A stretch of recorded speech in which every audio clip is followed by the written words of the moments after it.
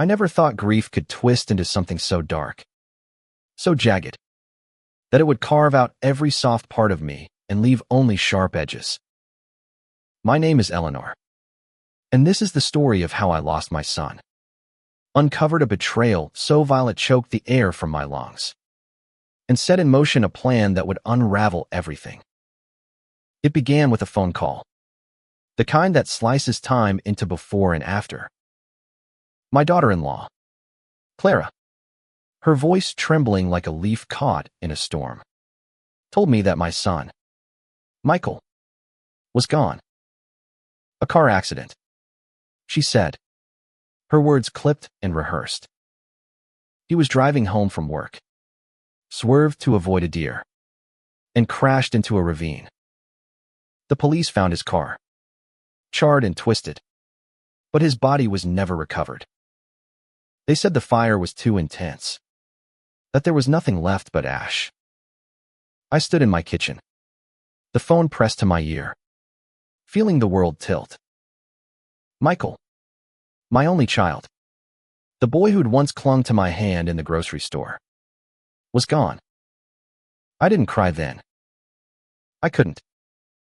It was as if my heart had forgotten how. Clara's voice cracked as she spoke, but there was something off, a note that didn't ring true. I'd always sensed a coldness in her, a calculated edge beneath her polished smile.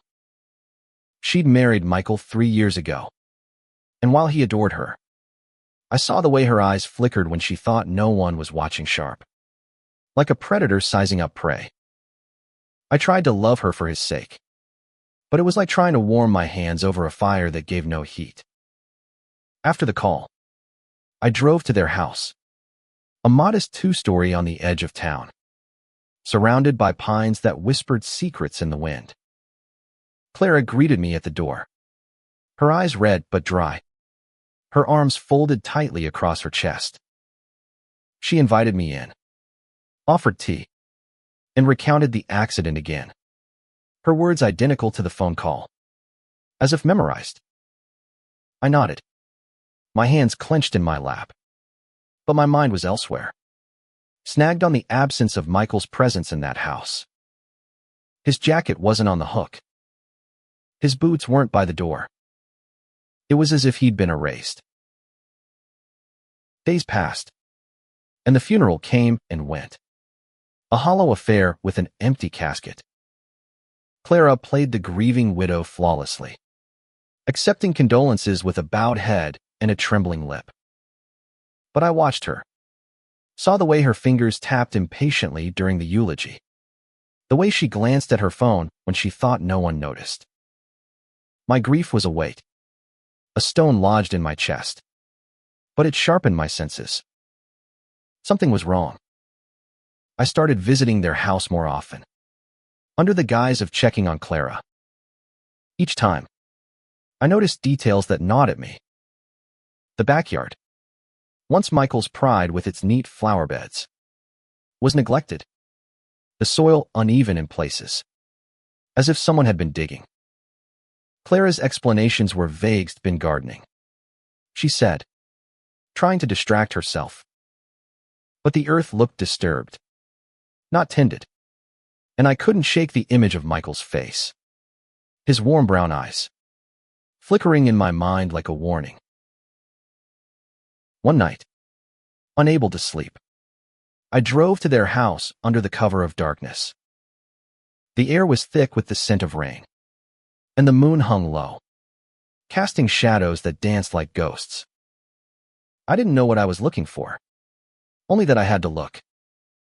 I crept into the backyard, my heart pounding, and saw a patch of earth, freshly turned, hidden behind a row of overgrown shrubs.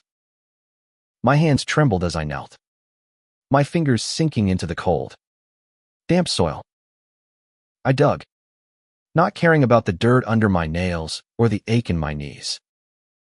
And then I found it, a piece of fabric, blue and familiar, stained with something dark. It was a scrap of Michael's favorite jacket, the one he wore everywhere, the one that wasn't on the hook. My breath caught, and the world spun.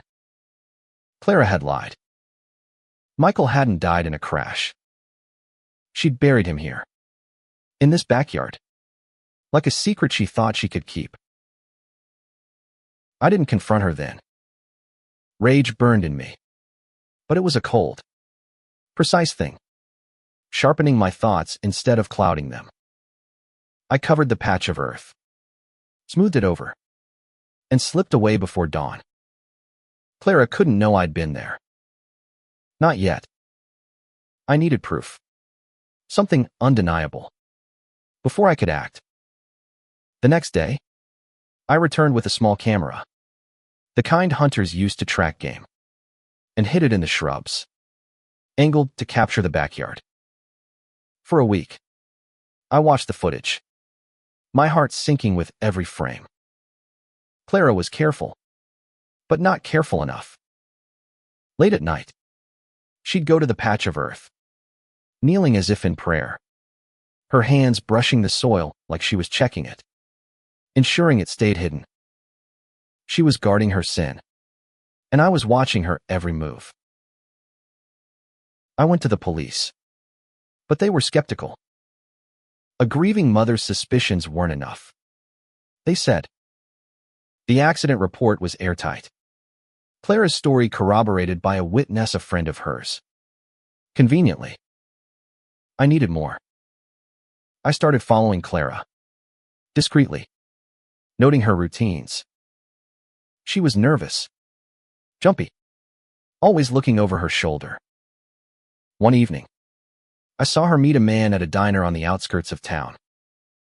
He was rough-looking, with a scar across his cheek, and they spoke in hushed tones, her hands gesturing wildly. I couldn't hear them, but I saw the envelope she slid across the table, thick with cash. My blood ran cold.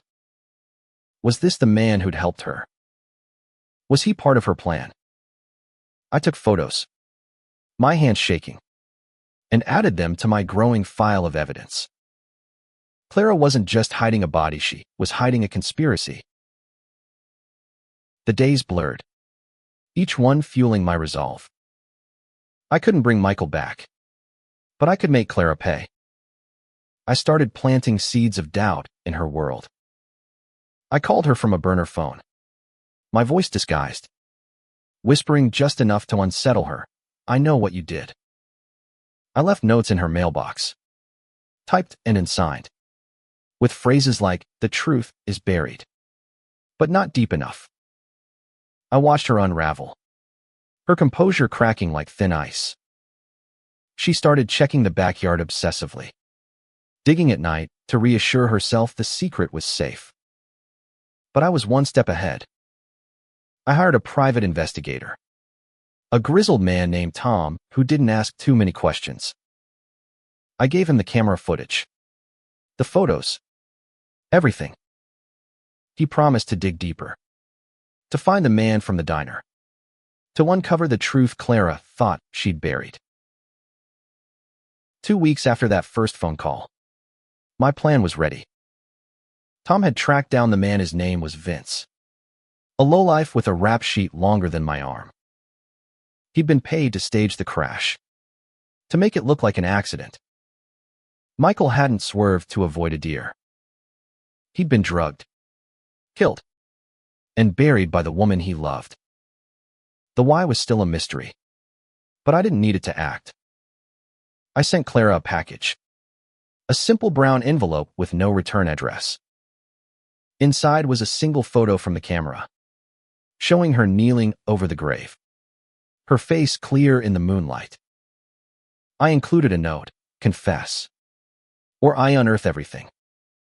That night, my phone rang. It was Clara, her voice a scream, raw and desperate. You don't understand. She cried. You don't know what he did. I hung up, my heart pounding. She was breaking, and I was just beginning. Clara's scream lingered in my ears, a jagged sound that clawed at the edges of my resolve. I sat in my dimly lit living room, the phone still warm in my hand. Her words echoing, "You don't know what he did." What could Michael have done to justify her betrayal? My son, with his easy laugh and gentle heart, wasn't perfect, but he was no monster. Clara's desperation only fueled my need for answers. I couldn't stop now. Not when I was so close to unraveling her lies. The photo I'd sent her was a calculated strike, meant to shake her into confessing. But her reaction told me she wasn't ready to break. Not yet. I needed to push harder, to tighten the noose until she had nowhere left to run. The next morning, I met Tom at a rundown coffee shop, the kind where the air smelled of burnt grounds and regret. He slid a folder across the table, his eyes steady but grim. Inside were documents, bank statements, phone records, and a grainy photo of Vince, the man from the diner, meeting Clara again. Tom had tapped into her financials, uncovering withdrawals that didn't add up. Large sums moved to offshore accounts. "She's been planning this for months," Tom said, his voice low. "Maybe longer. There's a life insurance policy on Michael. Cashed out last week. $2 million. My stomach churned.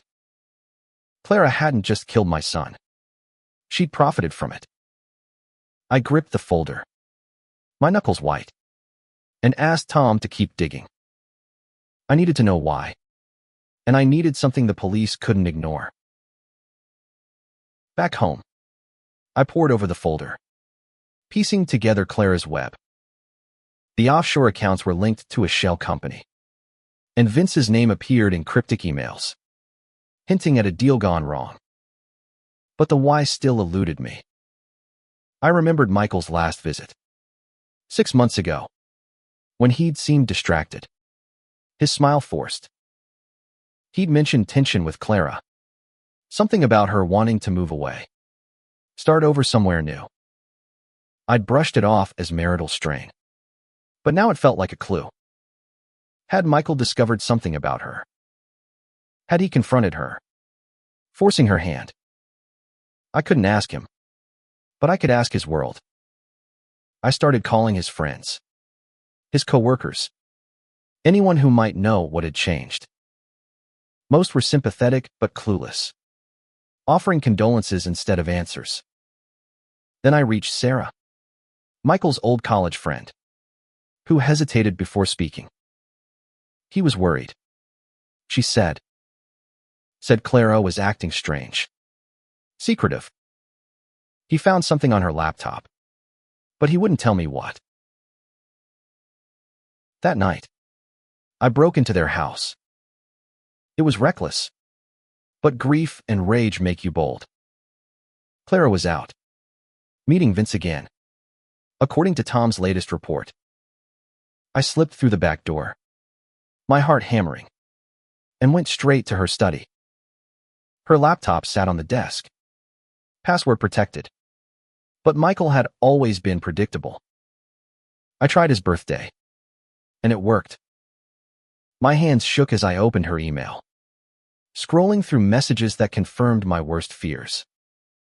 Clara had been communicating with Vince for over a year, planning something, a deal, a betrayal. One email mentioned a problem with Michael, how he was getting too close. My blood ran cold.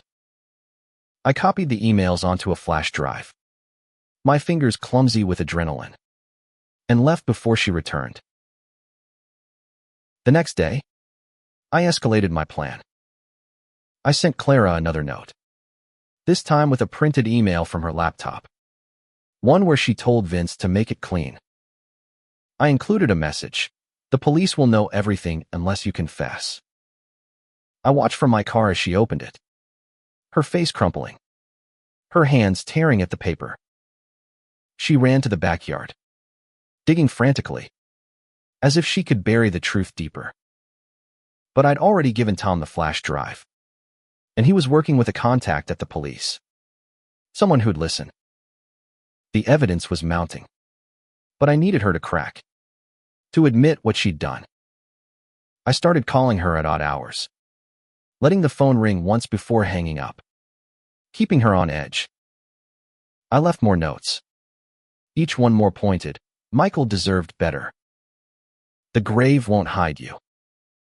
Her paranoia grew. Her curtains always drawn. Her car barely leaving the driveway. Tom called with a breakthrough. He'd found Vince, pulled up in a motel across town. Under pressure, Vince had started talking.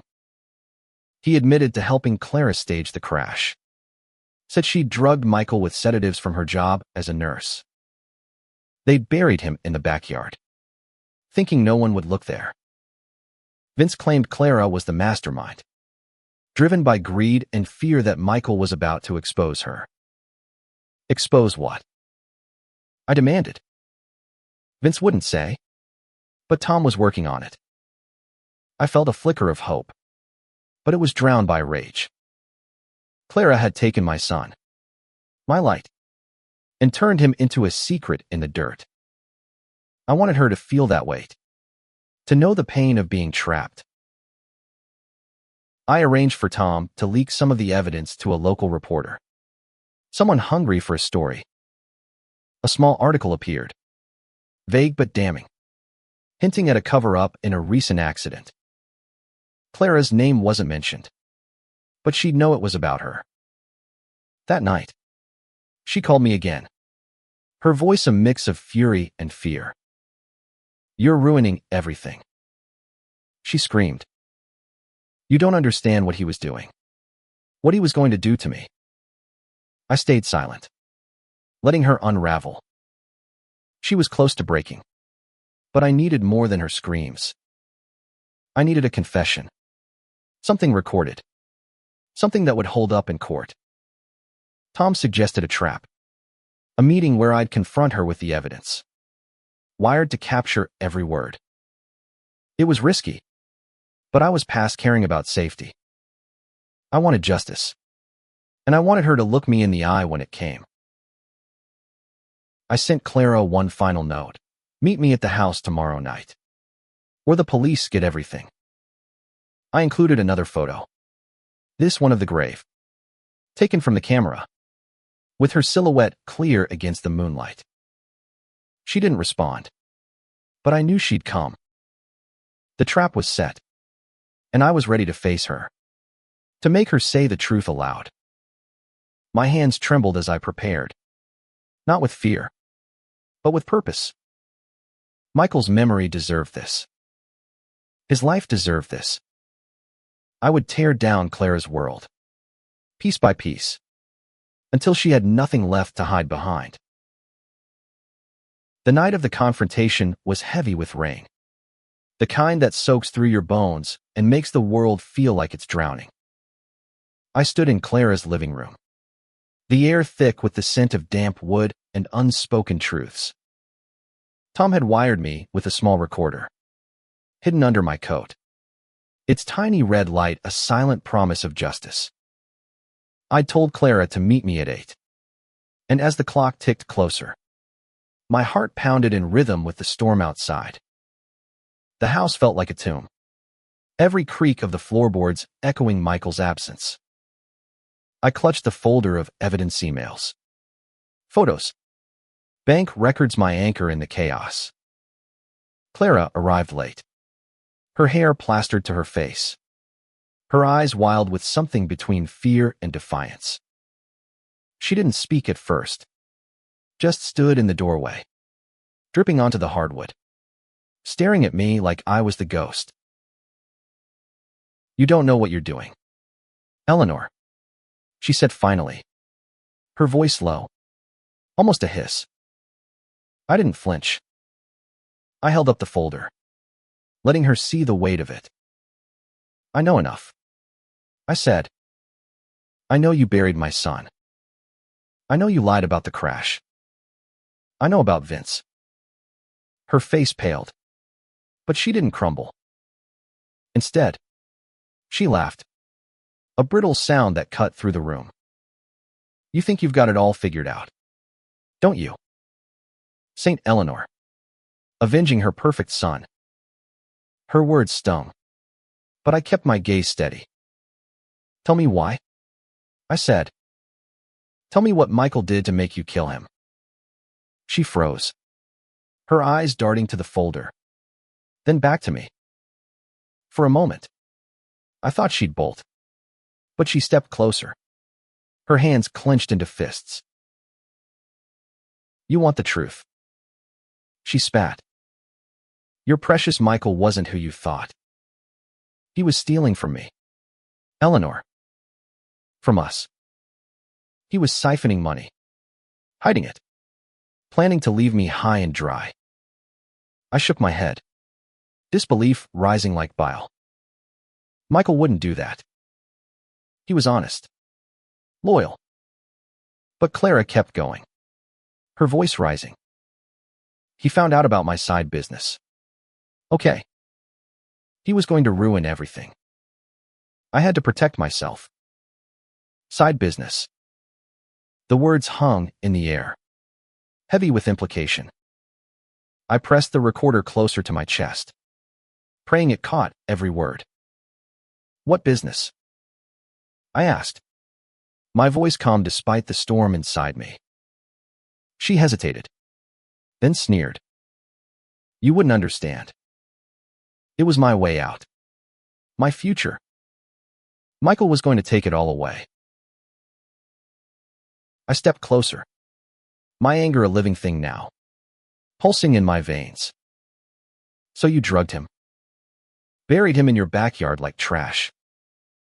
Her eyes widened. And for the first time, I saw fear real. Raw fear. It wasn't supposed to happen like that. She whispered. Vince, he went too far. It was just supposed to scare him. Make him back off.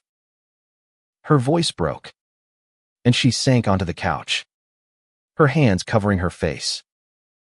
I didn't soften. I couldn't. You killed my son, I said, each word a blade. And you thought you could hide it. She looked up, tears streaking her face. But I saw no remorse. Only panic. You don't get it, she said. He was going to destroy me. I opened the folder, pulling out the photo of her kneeling over the grave. This is what destroys you, I said, tossing it onto the coffee table. She stared at it, her breath hitching. The police have this. They have the emails, the bank records, Vince's statement. It's over. Clara. She lunged for the photo, tearing it in half, as if that could erase her guilt. You can't do this, she screamed. You don't know what I've been through. I stepped back, my voice steady. Confess. Clara. Tell the truth, or I walk out that door and hand everything to the police. She froze, her chest heaving, her eyes searching mine for a way out. There was none. The recorder hummed against my skin, capturing her silence, her guilt. I pushed harder. What was the business? Clara. Drugs. Money laundering. What was worth my son's life? She flinched, her hands twisting in her lap. It was just deals, she muttered. Medical supplies. Off the books. I was good at it. Michael found out. Threatened to go to the cops. I couldn't let him. Her words were a confession, but they weren't enough. I needed more. Something undeniable. So you planned it, I said. You and Vince. You drugged him. Staged the crash. Buried him. Say it. She shook her head, her voice a whisper. I didn't mean for him to die. But her eyes told a different story. One of calculation. Of survival at any cost. The storm outside roared, lightning illuminating the room in stark flashes. I leaned in, my voice low. You buried my son. Clara. You took him from me. Say it. She broke then, her sobs loud and jagged. I did it. She choked out. I drugged him. Vince helped me bury him. I didn't want to, but I had to. The words were a knife, cutting through the last of my hope that this was a mistake, that Michael was somehow still alive. I stepped back, the recorder heavy in my pocket. Its job done. Clara reached for me, her hands grasping at air. Eleanor, please. I'll make it right. I'll do anything. But there was no making this right. I turned and walked out, the rain washing over me, cleansing nothing. I drove to the police station, the folder and recorder in my bag, my heart a hollow drum. Tom met me there, his face grim but satisfied. The police took my evidence, their skepticism replaced by urgency. Clara was arrested that night, her screams echoing as they cuffed her. I didn't stay to watch. I went home, sat in Michael's old room, and finally let myself cry. The truth was out, but it didn't bring him back. It didn't fill the void. Justice was coming, but it felt like a shadow, cold and fleeting. I closed my eyes, picturing Michael's smile, and prayed he'd forgive me for what I'd become to avenge him.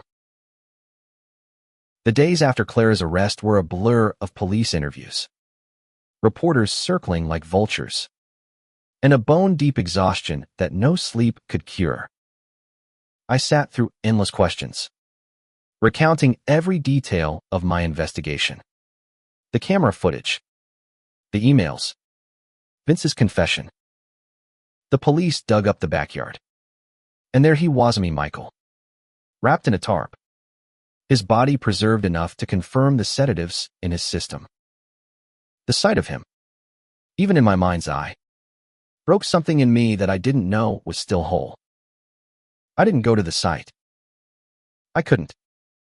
Instead, I sat in my car outside the station, clutching his old baseball cap, the one he'd worn as a teenager, its brim frayed from years of love. The world felt wrong without him, and justice, though close, wasn't enough to make it right. Clara's story unraveled faster than I'd expected.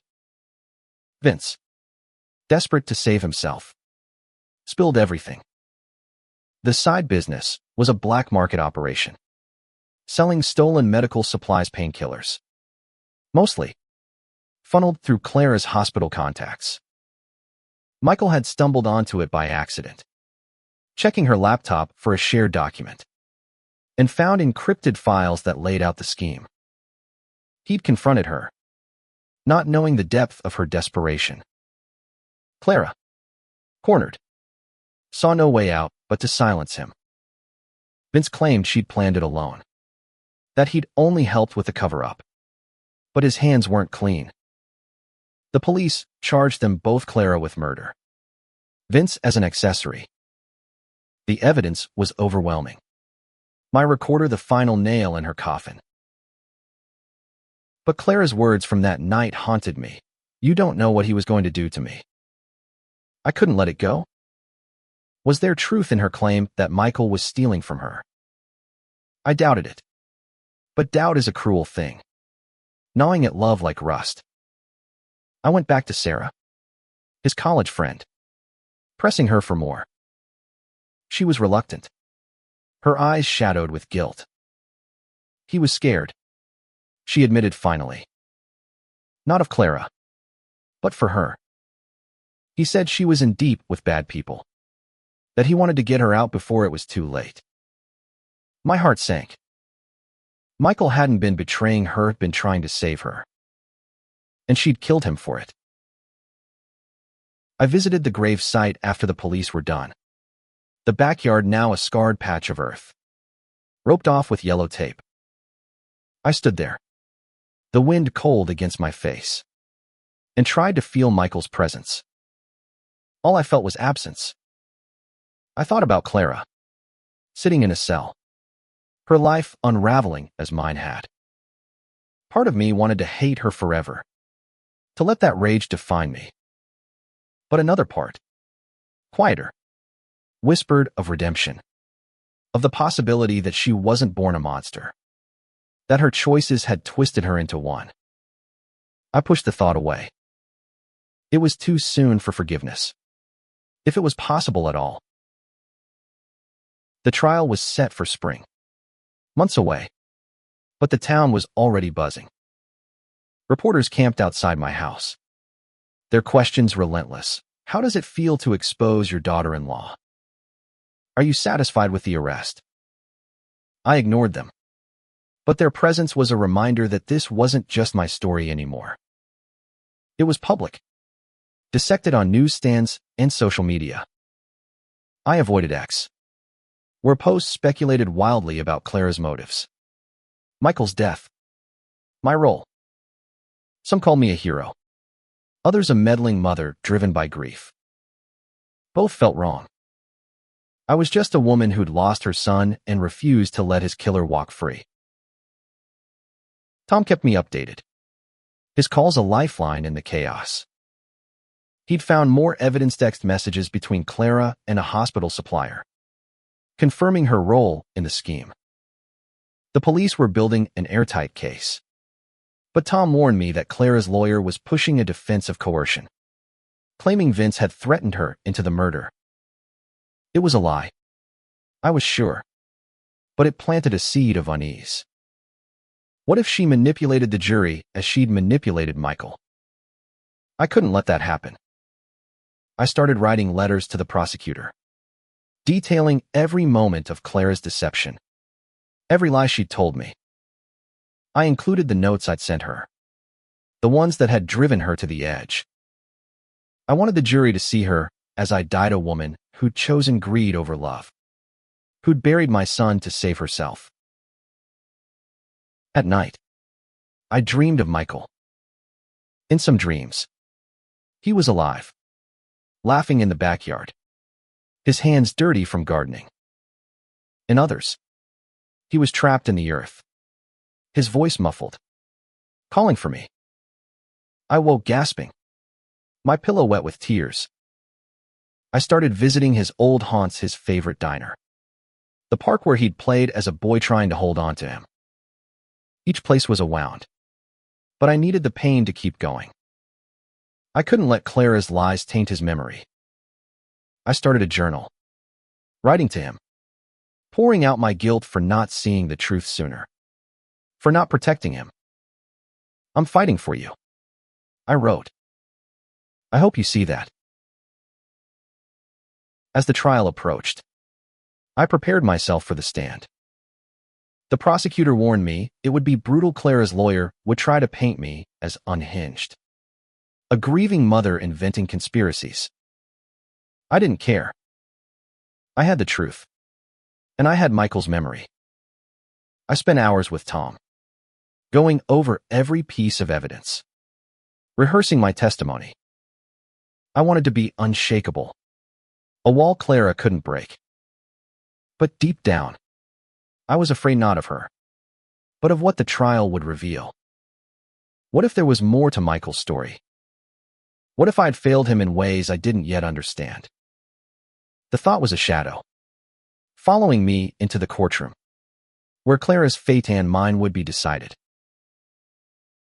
The courtroom was a sterile cage, all polished wood and fluorescent light, but it hummed with tension, like a storm about to break. I sat in the front row, my hands clasped tightly, the weight of the recorder's confession in my mind. Clara sat at the defense table, her face pale but composed, her eyes avoiding mine. She looked smaller than I remembered, stripped of her confidence. But I knew better than to trust appearances. The trial began with the prosecutor laying out the case, his voice steady as he presented the evidence, me photos, the emails, Vince's testimony, the forensic report confirming Michael's cause of death. Each piece was a brick in the wall closing around Clara. But her lawyer was quick, spinning a tale of a desperate woman coerced by a dangerous criminal. I wanted to scream that it was a lie, but I held my silence, waiting for my moment. When I took the stand, the room seemed to shrink, every eye on me. The prosecutor led me through my story: Michael's disappearance, my suspicions, the backyard, the camera. I kept my voice steady, my eyes on the jury, willing them to see the truth. Clara's lawyer was relentless, painting me as a grieving mother obsessed with vengeance, twisting my actions into paranoia. "You broke into her home, didn't you?" he asked, his tone sharp. I admitted it, unflinching.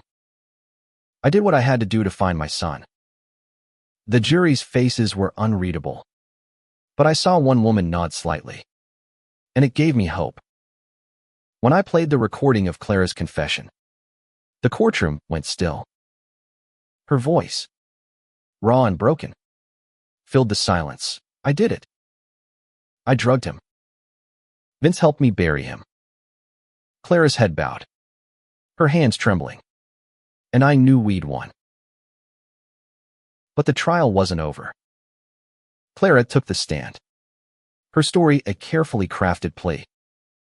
She claimed Vince had threatened her life, that she'd acted out of fear, not greed. She wept, her voice soft, describing Michael as controlling, manipulative, a man who'd trapped her in a life she couldn't escape. I gripped the bench, my nails digging into the wood. Michael wasn't perfect, but he wasn't that. The jury listened, their faces softening, and fear crept into me. What if they believed her? The prosecutor tore into her, exposing inconsistencies. But Clara was convincing, her tears a weapon. I saw now why Michael had loved her. She could make you believe anything. The trial stretched on, each day a battle between truth and lies. Vince testified, his story aligning with mine. But he was a weak link, his criminal past tainting his words. The jury deliberated for 3 days, and I spent them pacing my house, unable to eat, unable to sleep. When the verdict came, I was back in the courtroom, my heart in my throat. Guilty. Clara was guilty of first-degree murder. The word echoed in my mind, a hollow victory. She collapsed, sobbing, as they led her away, her eyes meeting mine for a fleeting moment. There was no apology there, only defeat. I wanted to feel triumph, but all I felt was emptiness. Justice had been served, but Michael was still gone. After the trial, I tried to rebuild. I cleaned out Michael's old room, packing away his things, each item a memory that cut and healed at once. I found a letter he'd written to me, never sent, tucked in a book. "Mom," it read, "I'm trying to fix things with Clara. I love her, but she's in trouble. I don't know if I can save her." My eyes burned as I read it, realizing he'd died trying to protect her, even as she betrayed him. I kept the letter close, a reminder of his heart, his goodness. I started volunteering at a local grief support group, sharing my story, hoping to help others carry their pain. It didn't erase mine, but it gave it purpose. Clara's sentencing was a month later.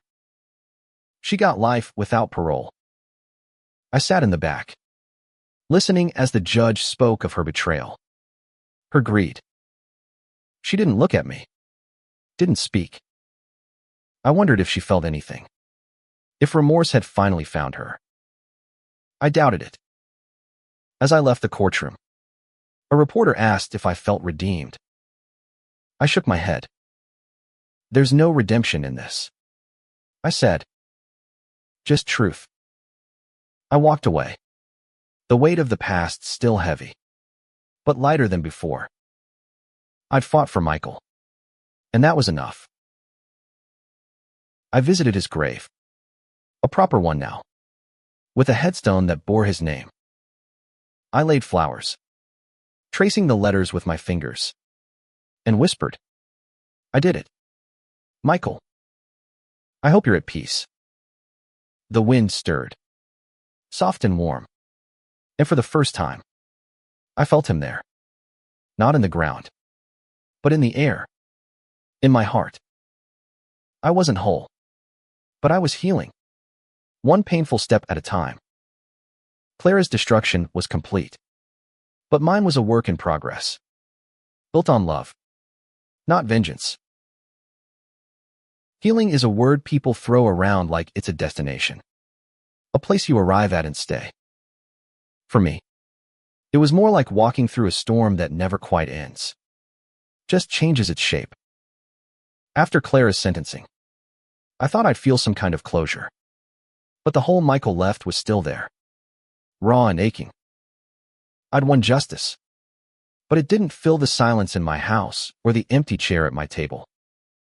I kept his letter on my nightstand, reading it when the nights grew too heavy. His words, so full of hope for Clara, haunted me. How could he have loved someone so capable of betrayal? How could I have missed the signs? Guilt was a shadow that followed me, whispering questions I couldn't answer. I started seeing a therapist, a quiet woman named Dr. Ellis, who let me talk without pushing. She asked me to write about Michael, not the murder, but him, his laugh, his quirks, the way he'd hum off key while cooking. At first, it hurt too much, but slowly, the memories became a bridge, not a wound. I wrote about the time he built a birdhouse in 5th grade, so proud even though it leaned to one side. I wrote about his college graduation, his grin wide as he waved his diploma at me. These were the pieces of him Clara couldn't take, and I clung to them, rebuilding him in my heart. The town moved on, as towns do. The reporters left. The headlines faded, but whispers lingered. People looked at me differently, some with pity, others with awe, a few with suspicion, as if I'd crossed a line by pursuing Clara so fiercely. I didn't care. I'd done what I had to. Still, I avoided Clara's house, now empty, its windows dark. The backyard was still cordoned off, a reminder of the truth I'd unearthed. I heard it was up for sale, but no one wanted to buy a place stained by such a story. I didn't blame them. It felt cursed, a graveyard of trust. Tom called occasionally, checking in. He'd moved on to other cases, but he said this one stuck with him. "You're one of the strongest people I've ever met," he told me once, and I laughed. A hollow sound. "I'm not strong," I said. "I'm just stubborn." He chuckled, but I meant it. My strength wasn't courage. It was refusal to let Clara win. I asked him about Vince, who'd taken a plea deal for a reduced sentence. Tom said he was talking more, hoping to shave off years. He'd revealed Clara's deeper ties to the black market ring, names of suppliers, drop points. The police were chasing those leads, dismantling her network. It felt like a small victory, but it didn't bring Michael back. I started gardening again, something I hadn't done since Michael was a boy. I planted roses in my backyard, their thorns a quiet reminder of beauty and pain. One evening, as I dug in the soil, I found a small toy car, rusted and buried, one of Michael's from childhood. I held it, tears falling, and felt him there, laughing as he raced it across the grass. I kept it on my mantle, a piece of him I could touch. These moments, small and fleeting, were my redemption, not Clara's punishment. I was learning to live with the loss, not past it. Sarah, Michael's friend, reached out, wanting to meet. We sat in a park, the same one where Michael used to play. She brought a photo album, pictures of them from college, Michael with his arm around her, both of them grinning at a bonfire. "He was so proud of you," she said, her voice soft. "He always talked about how you never gave up." I swallowed hard, the words both a gift and a weight. She told me more about Michael's last months, how he'd been trying to convince Clara to leave her business, to start fresh. He'd even planned to talk to me about it, but never got the chance. I wished he had. Maybe I could have helped. Maybe he'd still be here. I started speaking at community events, sharing Michael's story. Not the murder, but his life, his kindness, his dreams. It was my way of keeping him alive, of making sure the world remembered more than the headlines. People listened, some crying, some nodding, and I felt a purpose I hadn't known since his death. I wasn't just Eleanor, the mother who'd lost her son. I was Eleanor, the woman who fought for him, who carried his light. Clara's shadow couldn't touch that. As winter approached, I got a letter from the prison. Clara wanted to see me. I stared at the paper, my hands shaking. Part of me wanted to burn it, to let her rot in her cell without another thought. But another part, the part that still heard Michael's voice in his letter, wondered if there was something left to understand. Dr. Ellis urged me to consider it. Not for Clara, but for me. "Closure isn't a moment," she said. "It's a process." I didn't know if I believed her, but I kept the letter, tucking it away with Michael's.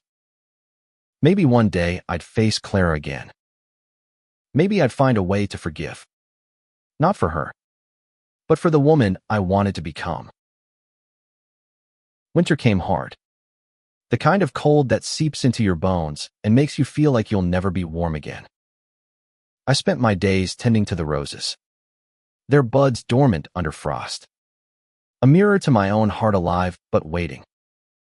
Clara's letter sat in a drawer, unopened since I'd tucked it away. I wasn't ready to face her. Not yet.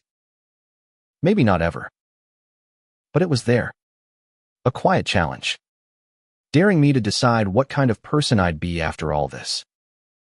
Michael's memory was my guide, his letter a compass. I read it again and again, tracing his words, searching for the boy I'd raised in the man he'd become. He'd wanted to save Clara, even at the end. That was the hardest truth to carry, not her betrayal, but his love for her. I kept speaking at events, my voice stronger now, less raw. People came up afterward, sharing their own losses, their own fights for justice. One woman, her eyes red from crying, told me about her brother, killed in a robbery, his case still unsolved. "You give me hope," she said, and I hugged her, feeling Michael in the moment. I wasn't alone in my grief, and that realization was a kind of warmth, fleeting but real. I started a small foundation in Michael's name, funding scholarships for kids who wanted to study environmental science. His passion. It wasn't much, but it was a way to make his life matter beyond the headlines. Tom called with news about the black market ring. The police had arrested 3 of Clara's suppliers, using Vince's information. The network was crumbling, and I felt a flicker of satisfaction. But it was distant, like a fire seen through a window. I asked Tom if Clara was talking, if she'd said anything about Michael. He hesitated. "She's not saying much," he said, "but her lawyer's pushing for an appeal." claiming new evidence. My heart sank. What evidence? I pressed. But Tom didn't know. He promised to keep me posted. And I hung up, unease settling in my chest. Clara was a fighter. Always had been. I couldn't let my guard down. I went back to DR. Ellis, my session's now a lifeline. I told her about the letter. About my fear of facing Clara. What are you afraid of? She asked. Her voice gentle but probing. I didn't have an answer at first. Was it her lies? Her face? Or was it the chance that I'd see something human in her? Something that would make hating her harder? I'm afraid I'll lose Michael again. I said finally. If I forgive her, it's like letting her win. DR. Ellis nodded. Her eyes kind. Forgiveness isn't about her. She said. It's about you. It's about carrying less. I wasn't ready to hear that. But her words stayed with me. Like seeds waiting for spring. I visited Michael's grave often. Bringing fresh flowers. Talking to him as if he could hear. I told him about the foundation. About the people his story was helping. I told him I was trying to be the mother he'd be proud of. Not the one consumed by vengeance. One day, as I knelt by his headstone, a woman approached. Her face familiar but out of place. It was Sarah, Michael's friend, holding a small box. I found this in my attic. She said. Michael gave it to me for safekeeping. Said it was important. Inside was a USB drive, labeled with his handwriting. My hands trembled as I took it. Hope and fear colliding. Was this the new evidence Clara's lawyer was talking about? At home, I plugged the drive into my laptop. My heart racing. It contained file spreadsheets, emails, screenshots of Clara's deals. Michael had been documenting her business. Not to destroy her, but to understand. To find a way to help her. One email, unsent, was addressed to me, Mom. I'm in over my head. Clara's caught up in something dangerous. I'm trying to get her out, but I don't know if I can. If anything happens, look for this drive. Tears blurred my vision. He'd known he was in danger, and he'd still tried to save her. I forwarded the files to Tom, who passed them to the prosecutor. If Clara's lawyer thought this would help her, they were wrong. It only proved Michael's heart. His sacrifice. The appeal hearing was scheduled for early spring. I prepared myself, gathering every piece of evidence, every memory of Michael's goodness. Clara's lawyer would try to twist the narrative, but I had the truth, and I had Michael's words. I wasn't fighting just for justice now, but for his legacy, for the man he'd been. As I sat by the roses, now budding with the promise of spring, I felt a shift. The storm in me was quieter. Not gone, but softer. I was learning to live with love, not rage. And that was my victory. One Clara could never take. Spring brought a tentative warmth. The roses in my garden blooming red and fierce.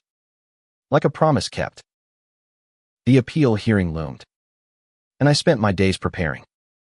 Rereading Michael's files. His letter. His unsent email. Each word was a piece of him. Proof of his heart against Clara's lies. Tom warned me that her lawyer was digging into Michael's past. Looking for anything to discredit him debts. Mistakes. Anything to make him seem less than the man he was. I wasn't worried. Michael's flaws were human, not criminal. And the evidence was too strong. But the thought of his name being dragged through the mud reignited the fire in me. I'd fought too hard to let Clara rewrite his story. The hearing was in a smaller courtroom. Less crowded, but no less tense. Clara looked different. Her hair pulled back tightly. Her eyes hollow. She didn't meet my gaze, but I felt her presence like a weight. Her lawyer argued that Michael's files showed he was complicit in her business, that he'd known about the deals and benefited from them. It was a desperate lie, and the prosecutor dismantled it, presenting Michael's email to me, his plea for help. The USB drive was a bombshell, its contents laying bare Clara's scheme and Michael's attempt to stop it. The judge's face was unreadable, but I saw the jury's eyes shift, their doubt in Clara growing. I took the stand again, my voice steady as I spoke of Michael's character, his love for Clara, his hope to save her. I didn't look at her, but I felt her there, her silence louder than any defense. The prosecutor played the recording again, Clara's confession echoing in the room. Her lawyer tried to spin it, claiming coercion, but the evidence was a tide she couldn't swim against. The appeal was denied, Clara's sentence upheld. As they led her away, she turned to me, her eyes meeting mine for the first time. "I'm sorry," she whispered, so soft I almost missed it. I didn't respond. I didn't know if I believed her, or if it mattered. After the hearing, I felt lighter, not because of Clara's defeat, but because Michael's truth had been heard. The prosecutor thanked me, saying my persistence had made the case airtight. I nodded, but the victory was bittersweet. I drove to the park, sat on a bench, and watched kids play, their laughter a faint echo of Michael's. I thought about Clara's apology, wondering if it was real, if she'd finally felt the weight of what she'd done. Dr. Ellis had said forgiveness was for me, not her, but I wasn't there yet. Maybe I never would be. But I was starting to see a path forward, one where Michael's memory wasn't defined by her betrayal. I kept up with the foundation, its scholarships now funding 2 students, both passionate about the environment like Michael. Their letters, full of gratitude, were a balm, reminding me why I'd started it. I spoke at more events, not just about Michael, but about resilience, about finding light in the dark. People listened, and I saw his legacy growing, touching lives beyond my own. Sarah became a regular visitor, bringing stories of Michael that made us laugh and cry. She was healing too, her guilt easing as we shared him. "He'd be proud of you," she said one day, and I believed her. The house felt less empty now, filled with small things: Michael's toy car, his letter, photos I'd hung on the walls. I was learning to live with the absence, to make it part of me without letting it consume me. I still visited his grave, but the conversations were different now, less about loss and more about love. I told him about the foundation, the students, the roses. I told him I was trying to forgive, not for Clara, but for him, for the man he'd wanted to be. One evening, as I sat by the roses, Tom called with news. Clara had written a full confession, detailing every step of her plan, her regret. She'd asked for it to be sent to me. I read it, my hand steady, her words a mix of excuses and sorrow. She said she'd loved Michael, that fear had twisted her, that she wished she could undo it. I didn't feel anger, only a quiet sadness. I didn't write back. Instead, I put the letter with the others. A chapter closed, but not forgotten. I was ready to move forward, not as a woman defined by vengeance, but as one shaped by love, by the sun who'd never truly leave me. The roses bloomed brighter that summer, their petals a defiant burst of life against the weight of the past. I'd started to find a rhythm in my days, a fragile balance between grief and purpose. The foundation was growing, with 3 more scholarships funded, each recipient a reminder of Michael's dreams. I'd framed his letter, hanging it above my desk, a quiet anchor. Clara's confession sat in a drawer, read once and left alone. Her words didn't change what she'd done, but they softened something in me. Not forgiveness, but an understanding that her choices were her prison, not mine. I was learning to let go, not of Michael, but of the rage that had driven me. I kept speaking, my story now a bridge to others. At one event, a man approached, his eyes heavy with loss. His daughter had died in a hit-and-run. The driver never found. "How do you keep going?" he asked. I told him about Michael, about the roses, about the scholarships. "You find something to carry them with you," I said. "Something that makes their life bigger than their death." He nodded, and I saw a spark in him, faint but real. It was enough. I was no hero, just a mother who'd learned to build from ruins. Tom called less often, his cases pulling him elsewhere. But he checked in, his voice a steady presence. He told me the black market ring was nearly dismantled. Clara's confession the key to the final arrests. "You did more than get justice for Michael," he said. "You stopped something bigger." I hadn't thought of it that way, but it felt right. Michael's death had rippled, touching lives he'd never know. I thanked Tom, my gratitude deeper than words. He'd been my ally when I'd had none, a stranger who'd become a friend. Sarah and I grew closer, our shared memories of Michael a bond that held us through the hard days. She helped with the foundation, organizing fundraisers, her energy a light I leaned into.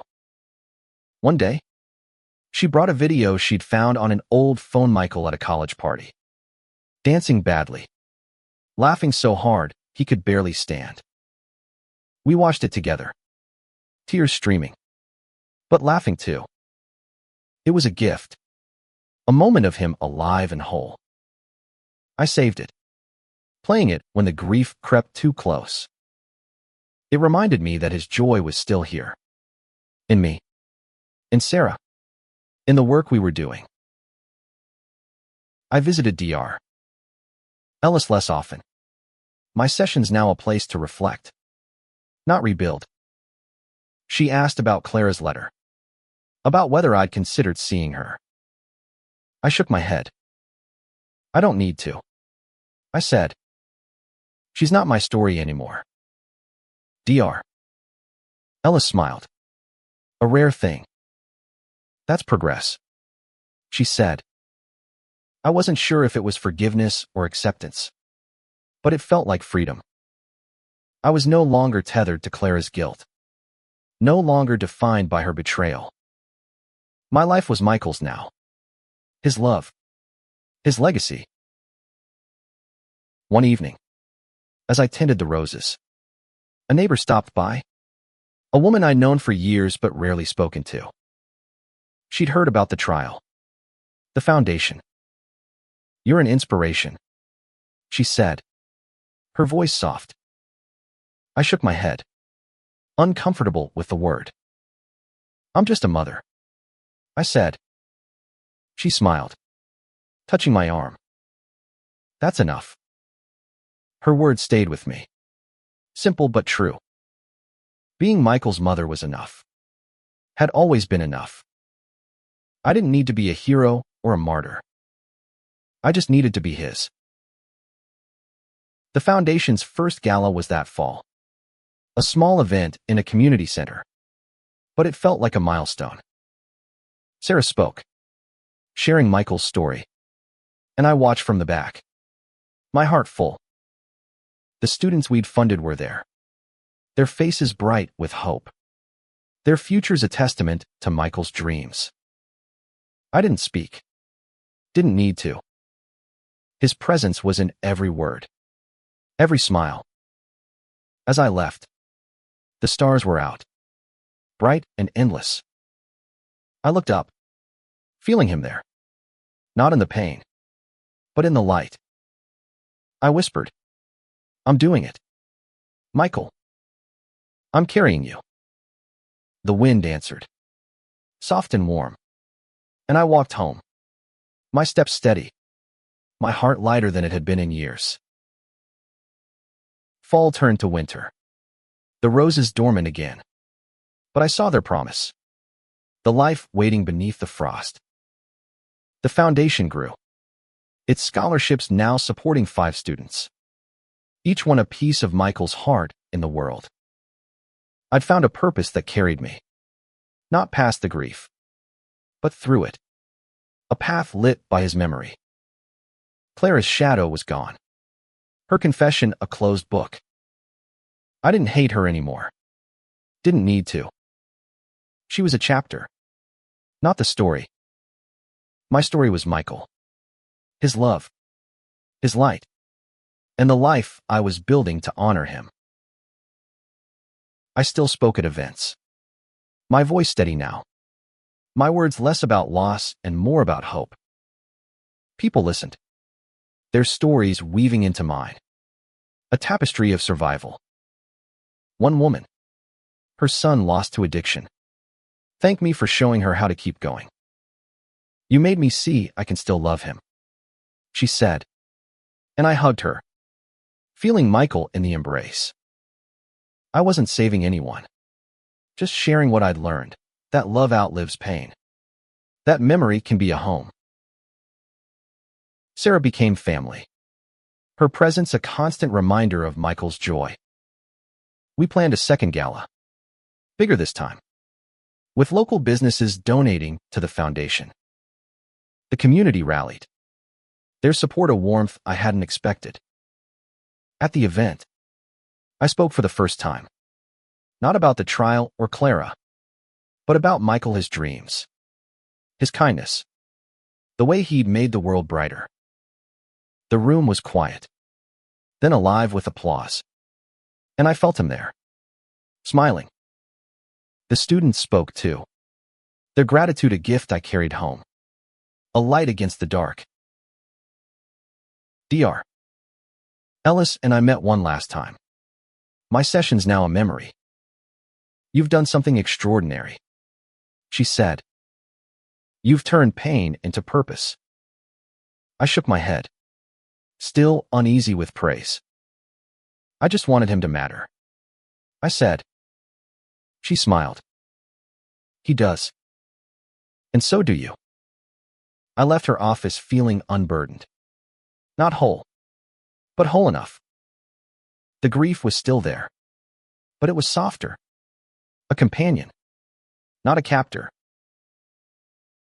I visited Michael's grave on his birthday, bringing a single rose, its petals red against the snow.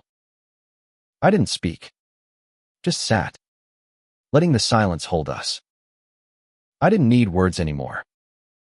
He was in the roses, the scholarships, the stories I told. He was in me.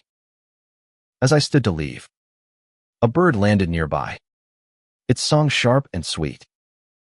I smiled, feeling him in the air, the earth, the sky. "I love you," I whispered, and walked away, my heart steady. The foundation grew, its reach expanding, and I with it. I wasn't the woman I'd been before, nor the one consumed by vengeance. I was Eleanor, Michael's mother, a woman who'd fought and loved and found a way to live again. Clara's screams, her betrayal, were distant now, a storm that had passed. My plan had destroyed her, but it had rebuilt me, not in anger, but in love. I looked at the roses, their buds waiting for spring, and knew I'd be okay. Michael was with me, always. And that was enough.